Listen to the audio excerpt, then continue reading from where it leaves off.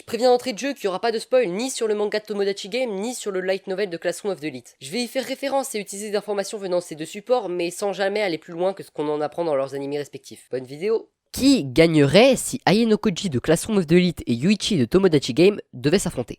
C'est le débat qui fait rage dans la communauté maintenant, et on peut facilement comprendre pourquoi. En effet, on a deux personnages très similaires, qui adorent utiliser la ruse, qui sont des manipulateurs hors pair, et qui évoluent dans un environnement de mensonges et de trahison, où personne n'est un allié tant que tu ne l'as pas forcé, de manière directe ou non, à le devenir.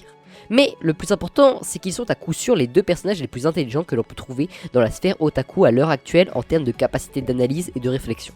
Ainsi, leur débat revient à peu près au même que celui qu'il y avait il y a quelques années entre Light et Lelouch. Et donc aujourd'hui, on va analyser tout ça point par point. Et pour ceux qui veulent un rappel de qui sont précisément les deux concurrents, en voici un petit descriptif.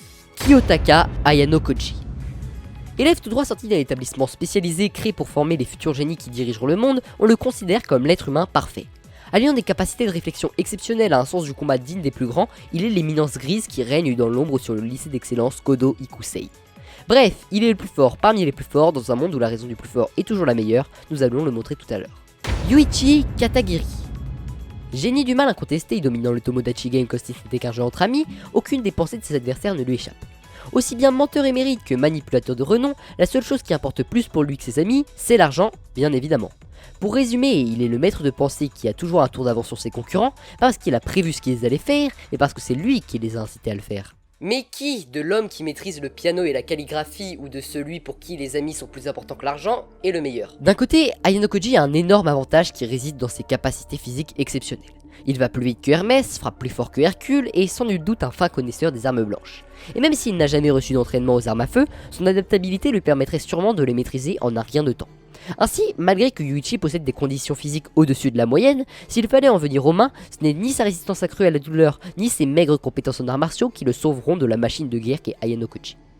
Puis, quand il s'agit de connaissances pures, malgré qu'il n'atteigne pas le niveau de Senku, Ayano Koji a depuis sa jeune enfance emmagasiné nombre de livres et d'encyclopédies, faisant de lui, dès ses premiers balbutiements, un vrai dictionnaire vivant en ce qui concerne l'ensemble des matières académiques. Comparé à lui, Yuichi n'est pas beaucoup plus qu'un lycéen normal à ce niveau-là, à part peut-être pour ce qui touche à l'économie et la finance. Mais d'un autre côté, les capacités sociales de Yuichi sont bien supérieures à la moyenne. Sa personnalité quand il joue les lycéens lambda a su lui installer une position confortable dans sa classe, et même après avoir dévoilé son côté obscur, il a su s'entourer de gens fidèles qui l'aident sans contrepartie.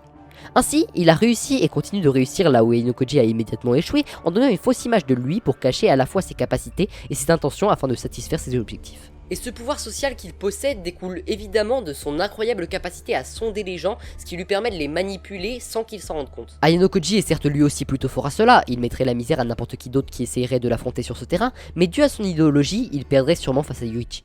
En effet, toute la façon de penser de Ayano Koji se repose sur deux choses. La première, c'est les 48 lois du pouvoir de Robert Greene. Dans cet ouvrage, l'auteur explique comment réussir sa vie en utilisant les autres comme un tremplin vers le succès. Je vais pas rentrer dans les détails, mais dites-vous que c'est grosso modo ce qui fait qu'il considère les autres gens comme rien d'autre que des outils. Si vous voulez en savoir plus, je vous mets une vidéo dans le petit i, elle est en anglais mais elle est super intéressante. La seconde, c'est son environnement, et c'est à cause de lui qu'il est quasiment impossible pour Ayano Koji de vaincre Yuichi, car Yuichi n'est pas juste un lycéen parmi d'autres. Depuis le début de son existence, Ayano Koji a toujours vécu enfermé, il n'a jamais connu le monde extérieur. Ainsi, il n'a jamais affronté que des enfants de génie, certes, mais des enfants. Et même quand on mettait face à lui des adultes, ils étaient limités. A l'inverse, Yuichi lui a toujours vécu dans le vrai monde, à la manière des adultes. C'est comme si Ayano Koji était la plus grosse bête d'un enclos et qu'on l'a lâché dans la savane face à un autre animal, certes plus petit, mais totalement affamé. Après tout ce que je viens de vous dire, on pourrait les mettre à peu près à égalité, ils ont tous les deux leurs points forts, tous les deux leurs faiblesses, mais comment les départager? L'une des solutions possibles serait de s'intéresser à qui les entoure, leurs alliés. De ce point de vue-là, Yuichi met une distance à Ayano Koji. Certes, le second a plus d'alliés que le premier, mais ils sont beaucoup plus faibles et les seules personnes dans Classroom of the Elite qui pourraient rivaliser face aux camarades de Yuichi sont tous dans le camp opposé à Ayano Koji. Mais malgré tout, ce critère permet pas vraiment de décider d'un gagnant, car même s'ils sont plus forts, les alliés de Yuichi lui sont beaucoup moins fidèles et peuvent se retourner contre lui à tout moment. A l'inverse, ceux de Ayano Koji lui sont totalement fidèles, soit par intérêt, car ils font cause commune pour monter en classe A par exemple, soit parce qu'il les a soumis d'une manière ou d'une autre. Bon, puisque je trouve rien pour les départager, va falloir être subjectif.